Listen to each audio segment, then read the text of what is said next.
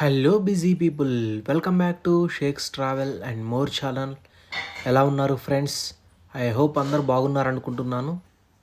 Friends, ఎవరైతే non veg తినడానికి ఇష్టపడరో వాళ్ళు ఒక్కసారి మష్రూమ్తో ఇలా బిర్యానీ ట్రై చేసి చూడండి ఫ్రెండ్స్, చాలా బాగుంటుంది. ఫ్రెండ్స్, మష్రూమ్ తినడం వల్ల ఎలాంటి ఫ్యాట్ కానీ కొలెస్ట్రాల్ కానీ ఉండదు. సో ఈరోజు మనం మష్రూమ్తో బిర్యానీ ఎలా తయారు చేయాలో చూద్దాం. దానికోసం స్టవ్ ఆన్ చేసుకొని ఒక బౌల్ పెట్టుకోవాలి ఫ్రెండ్స్.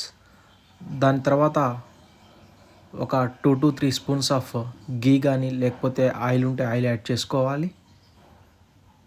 దాని తర్వాత కొన్ని బిర్యానీ స్పైసెస్ అనేవి యాడ్ చేసుకోవాలి.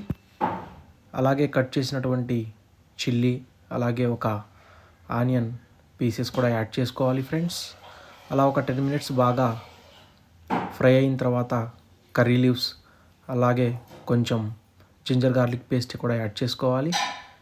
అలా ఒక 5 minutes కుక్ అయిన తర్వాత ఒక 2 టమాటో పీసెస్ కూడా యాడ్ చేసుకోవాలి ఫ్రెండ్స్. అలా ఒక 10 minutes బాగా కుక్ చేసుకోవాలి. దాని తర్వాత కొంచెం కర్డ్ కూడా యాడ్ చేసుకోవాలి ఫ్రెండ్స్.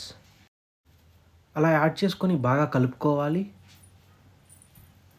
తర్వాత కొంచెం కొత్తిమీర కూడా యాడ్ చేసుకొని బాగా కలుపుకొని మనం ముందుగా వాష్ చేసుకున్నటువంటి మష్రూమ్ పీసెస్ని కూడా యాడ్ చేసుకోవాలి ఫ్రెండ్స్.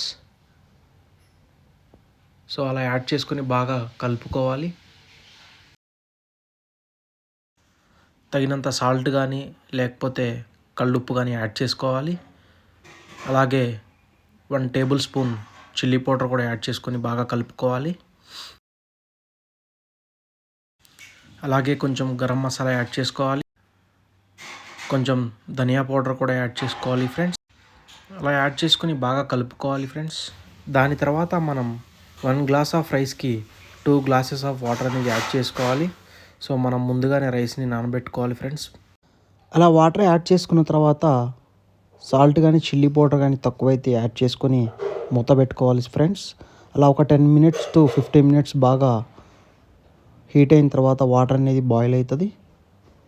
సో దాని తర్వాత మనం ముందుగా నానబెట్టుకున్నటువంటి రైస్ని యాడ్ చేసుకోవాలి ఫ్రెండ్స్. అలా రైస్ యాడ్ చేసుకున్న తర్వాత బాగా కలుపుకోవాలి. అలా ఒక 10 to 15 minutes మీడియం ఫ్లేమ్లో బాగా కుక్ చేసుకోవాలి ఫ్రెండ్స్.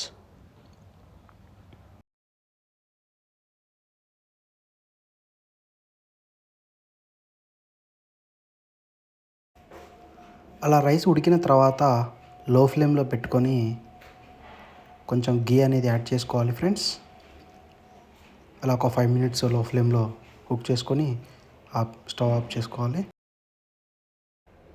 అంతే ఫ్రెండ్స్, ఎంతో రుచికరమైనటువంటి మష్రూమ్ గీ బిర్యానీ అనేది రెడీ అవుతుంది ఫ్రెండ్స్.